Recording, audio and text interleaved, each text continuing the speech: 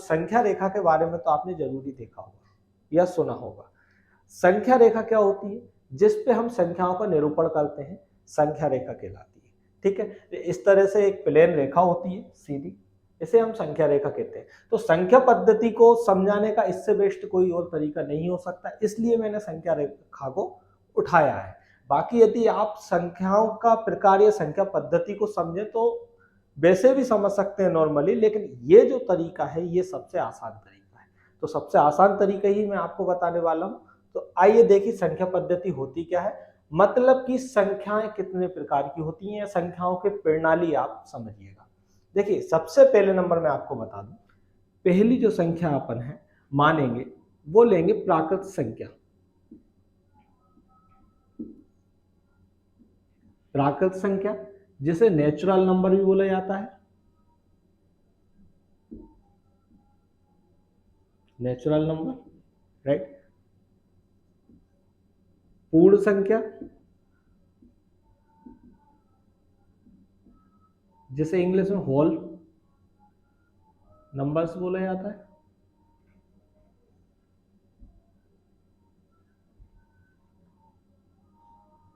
तीसरा हमारा पूर्णांक संख्या,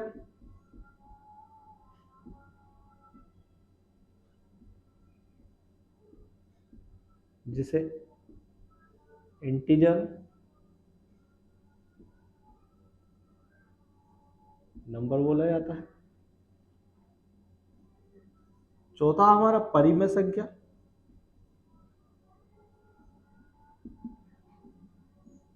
जिसे इंग्लिश में रैशनल नंबर बोला जाता है।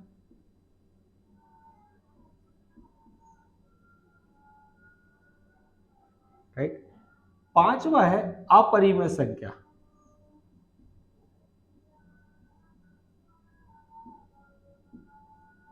अपरिमेय संख्या को इर्रेशनल।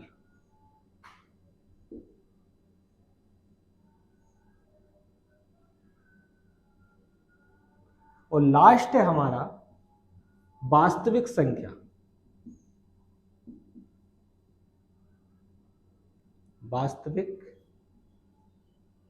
संख्या जिसे इंग्लिश में रियल नंबर बोला जाता है, रियल नंबर, राइट। समझिएगा ये संख्याएं होती कितने प्रकार की हैं, इनको किस तरह से बताया जाता है या किसको क्या बोला जाता है, ऑब्जेक्टिव की दृष्टि से ये बहुत ही महत्वपूर्ण होने वाली है। प्राकृतिक संख्याएं, प्राकृतिक संख्या आप यूं समझिए ये हमारी संख्या रेखा है, 1 2 3 4 X Y Z up to infinity, अनंत तक जाती है, 1 2 3 4। जो प्लस वाली संख्याएं हैं इन्हें बोला जाता है प्राकृत संख्या, इन्हें बोला जाता है प्राकृत संख्या। अगर आप इसको जीरो भी में भी काउंट कर लो, जीरो भी इसको काउंट कर लो, जीरो से लेके 1 2 3 4 जो प्लस वाली संख्या है इनको बोला जाता है पूर्ण संख्या, राइट। पूर्णांक संख्या रेखा के बाएं ओर चलेंगे, -1 -2 -3 -4। माइनस वाली संख्याओं सहित इन्हें बोला जाता है पूर्णांक, पूर्णांक बोला जाता है। परिमेय संख्या, परिमेय संख्या से कुछ हटके समझिएगा, जो बटे वाली संख्याएं होती हैं वह परिमेय संख्या कहलाती है, जिनमें एक अंश और एक हर होता है। मतलब अंश बटे हर, p बटा q लिख सकते हैं इसको। एक मान लेते हैं p कोई अंक है, q कोई अंक है, p और q कुछ भी हो सकते हैं, प्लस माइनस जीरो कुछ भी हो सकते हैं। p और q, जहां पे q की वैल्यू जीरो नहीं होना चाहिए, q is not equal to zero, zero यदि इसकी वैल्यू नहीं है तो ये एक परिमेय संख्या कहलाती है, जो p बटा q के रूप में रहती है। और जो p बटा q के रूप में नहीं रहती उसे हम अपरिमेय संख्या कहते हैं।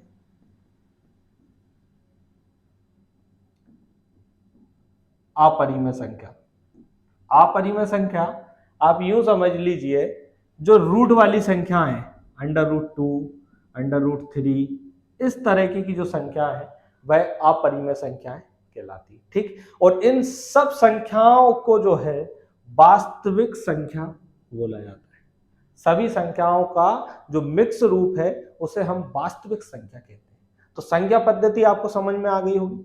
याद करने का तरीका बता दूं मैं, जैसे हम कोई संस्कृत का मंत्र याद करते हैं उस तरीके से आप इसको याद कीजिए।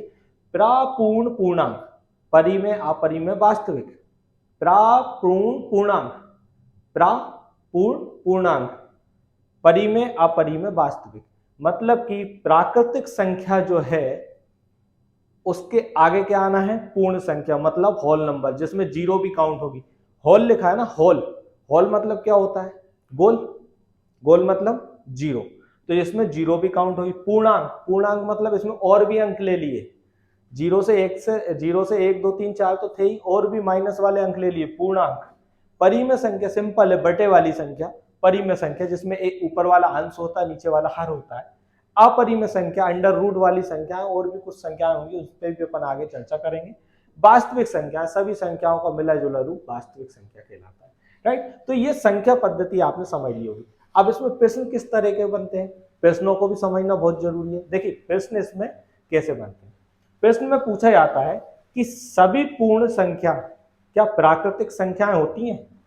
सभी पूर्ण संख्या क्या प्राकृतिक संख्याएं होती हैं? नहीं होती, क्योंकि पूर्ण संख्याओं में शून्य भी आती है लेकिन प्राकृतिक संख्याओं में शून्य नहीं आती, राइट।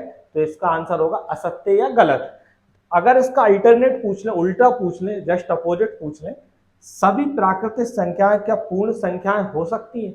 बिल्कुल हो सकती है। ये सभी प्राकृतिक संख्याएं जो हैं यहां से लेके यहां तक, ये पूर्ण संख्या के अंतर्गत भी आ रही है। सेम ऐसे ही क्वेश्चन एक और आ सकता है, सभी पूर्णांक क्या पूर्ण संख्या है? नहीं है, क्योंकि पूर्ण संख्या जीरो से चालू होती, माइनस वाली संख्या नहीं होती। सभी पूर्णांक प्राकृतिक संख्या है? नहीं है, क्योंकि पूर्णांक पूरे हैं माइनस से लेकर प्लस तक, और प्राकृतिक संख्या एक से लेकर चार तक ही है, राइट। अगर इसका अपोजिट पूछ लें कि सभी प्राकृत संख्या पूर्णांक है? बिल्कुल है। सभी पूर्ण संख्या पूर्णांक है? बिल्कुल है। और सभी प्राकृतिक पूर्ण परिमेय पूर्णांक सभी वास्तविक हैं? बिल्कुल है। रियल नंबर है क्या? सभी संख्याएं रियल नंबर में ही आती हैं, लेकिन सभी रियल नंबर प्राकृतिक नहीं है। तो ये कंसेप्ट आपको समझना पड़ेगा, क्योंकि एग्जाम की दृष्टि से ये बहुत ही महत्वपूर्ण कंसेप्ट है, जो आपको क्लास 6 से लेकर 12th तक तो मिलता ही है, लेकिन इसके बाद में जब आगे कंपटीशन एग्जाम आप देते हैं, बैंक का, रेलवे का, एसएससी का, पीएससी का, और भी अदर्स कोई कंपटीशन एग्जाम देते हैं, तो अगर उसमें मैथ इंक्लूड है तो मैथ में ये सवाल तो बनना ही बनना है।